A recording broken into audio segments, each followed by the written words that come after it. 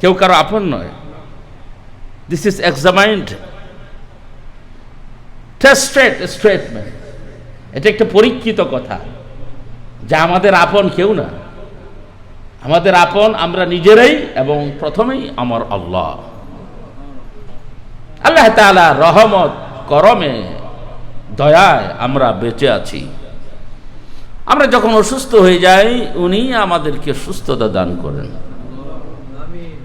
ওয়াইদা মারুতু ফাহুয়া ইয়াশফিন, when I become sick Allah gives us cure, healing.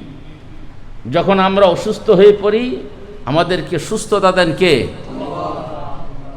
এটাই চূড়ান্ত সত্য। ডাক্তার সাহেবেরা তো রোগী ধরতে পারে না, ধরতে ধরতে জিন্দিগি শেষ হয়ে যায়।